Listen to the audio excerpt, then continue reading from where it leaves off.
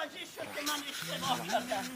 هیچ انسان نمیتواند با طاعت و عبادات و با بندگی و بردگی خویش حق خدا را به جا بیارد. عمر اگر خوش گذرد زندگی نوح کم هست، ور بنا خوش گذرد نیمی نفس بسیار است. اگر عمر حضرت نوح علیه السلام 1040 سال خدای رؤوف و مهربان برای من و شما عمر عنایت میکند، این نعمتی با این طاعت و عبادت ناقص، نعمت بینایی چشمی که خدا داده است نمیتونیم حقش را به جا بیاریم. نعمت شنوایی گوشی که خدا داده است نمیتوانیم حقش را به جا بیاریم. نعمت عقل سلیمی که خدا داده است نمیتوانیم حقش را به جا بیاریم. نعمت اکسیژنی که داده است 8 میلیارد انسانیت و بشریت هر روز از اکسیژن خدا داده است استفاده می‌کنند. هر انسانی که در قید حیات است و در رگ‌هایش خون جاری است 16 کیلوگرم اکسیژن در طول بالاخره 24 ساعت دارد استشمام میکند. اگر یک میشه زدن اکسیژنش را خدای رؤوف و مهربان قطع میکند، تمام عالم چی؟ این ملک، درنده، گزنده، خزنده، همه مخلوقات ذوی العقول و غیر ذوی العقول، همه مخلوقات مکلف و غیر مکلف جان به جان آفریده. هر چند عبادت میکنیم بازم، هر چند سخن خدا و رسول خدا را میشنویم بازم کم است. روز قیامت هر کدام از من و شما به دنبال این هستیم که یک سبحان الله بیشتر داشته باشیم، یک الحمدلله، یک لا اله الا الله، یک الله اکبر و یک بالاخره کلمه توحید و اذکار حضرت رسول صلی الله علیه و سلم داشته باشیم تا سینه به سینه بالا بریم. خدای رؤوف و مهربان دروازه بهشت را برایش باز کرد.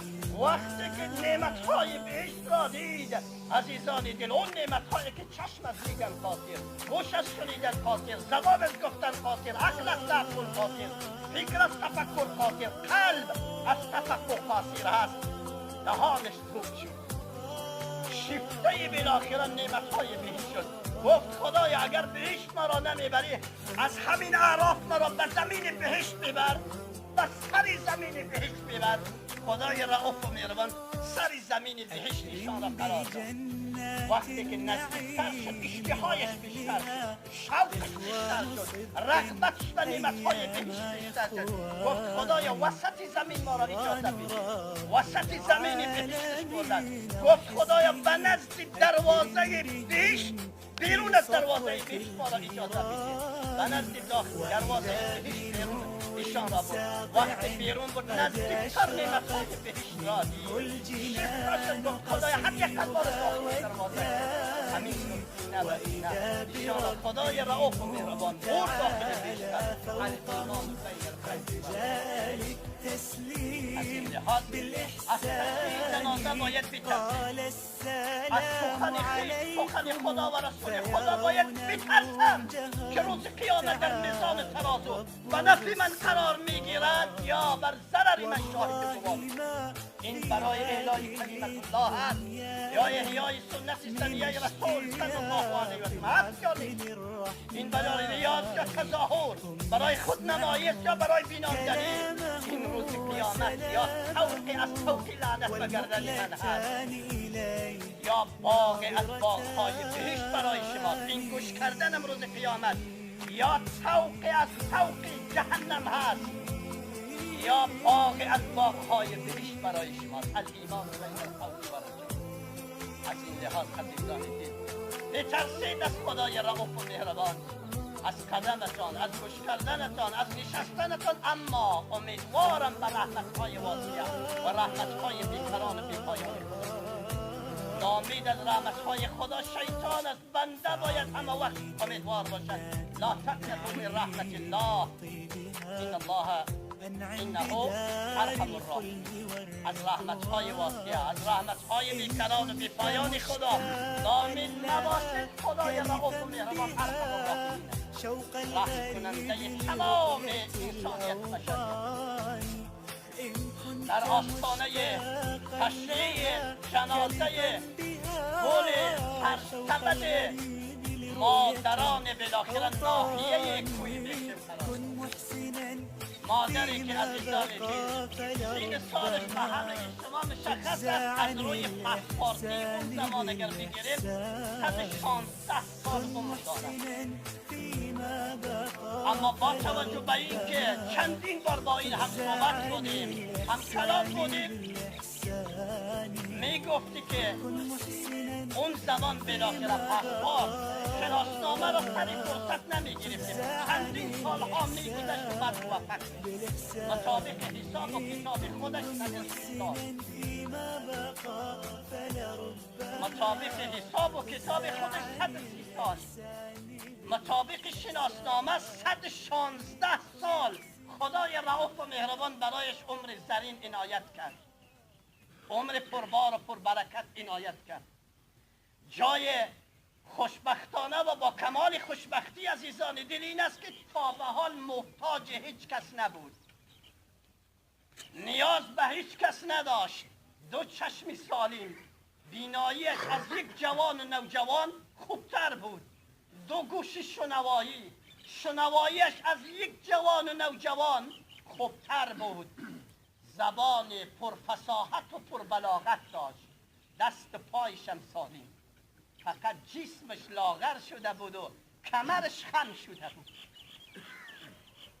اما عزیزان دین این نعمت عمر زرین و سلامتی جسمی که خدای رؤوف و مهربان برایش عنایت کرد عقلش سلیم بود عقلش تازه بود عقلش کند نشده بود همه این نعمتهایش جابه محتاج و نیازمند فرزندان خودش چه پسران باشد چه دختران چه خویشاوندان نشد برعکس همه بالاخره نیازمند دعای بیکران و بیپایان ایشان بودند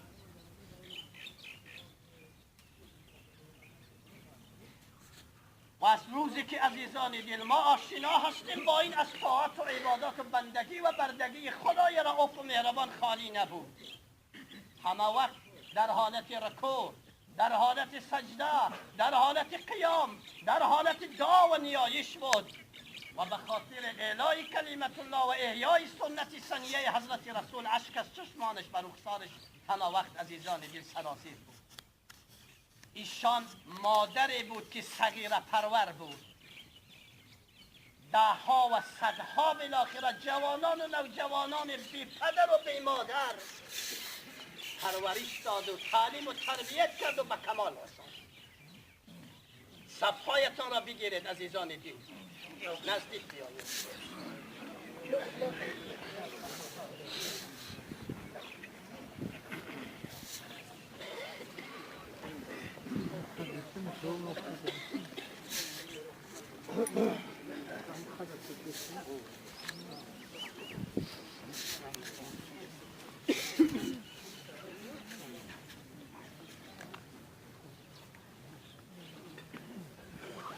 از این لحاظ عزیزان دل سعادت عمرش تا امروز بود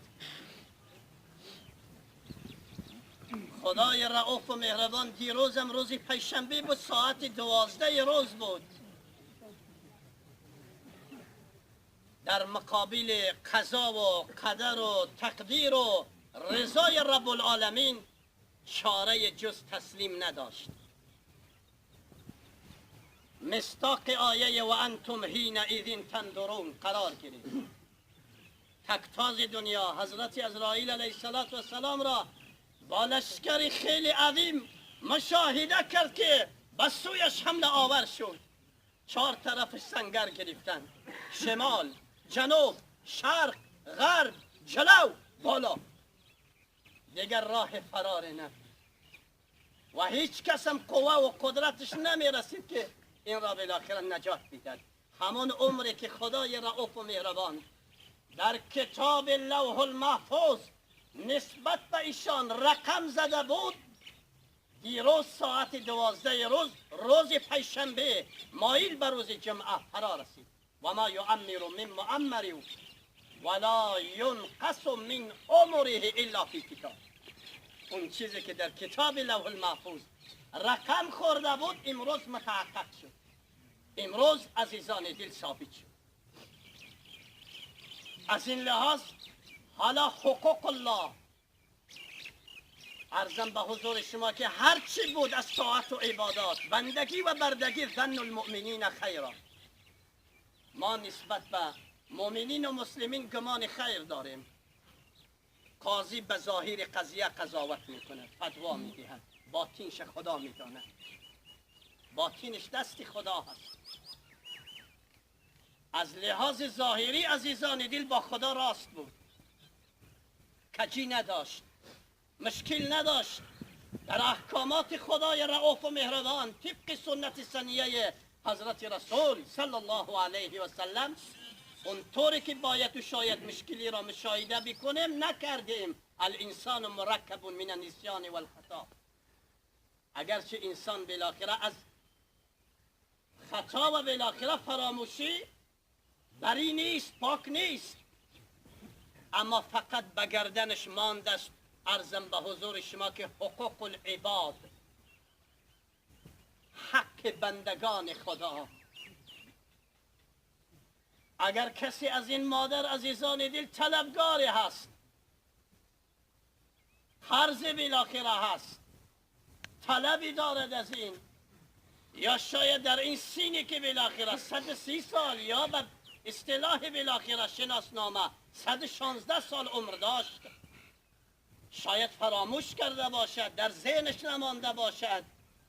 اگر کسی از این طلبگار هست، دوستانش، عزیزانش، فرزندانش همینجا هستند، حاضر هستند که پاسخ شما را بدهند. می توانید در حضور شاهدین جلو بیایید، اعلان بکنید تا بالاخره تشییع جنازش به نوع احسن سپری بشه. این را از یاد نبرید. وجوه یومئذ مسفره ضاحکة مستبشره و وجوه یومئذ علیها غبره ترهقها قتره اولئک هم الکفرة الفجره. فرصت تفسیر نیست، اما اشاره میکنم وقتی که برنامه بالاخره کبرای قیامت فرا میرسد، انسانیت و بشریت زنده میشوند و آخرین شدیدترین عذاب و مشقت انسانیت عبور و مرور از پل صراط است. یک گروه را میبینید که وجوه یومئذ مسفره ضاحکة مستبشره، هنگامی که وارد پل صراط میشوند شادمان و خرم و فرحان و مسرور هستند و چهره هایشان مثل آفتاب و مهتاب از نور ایمانی و از طاعت و عبادت و بندگی و بردگی خش درخشان و تابان هستند و مصداق آیه سیماهم فی وجوههم من اثر سجود، بر اثر رکوعها، بر اثر سجده ها، بر اثر اذکار، بر اثر تسبیحات چهره هایشان درخشان و تابان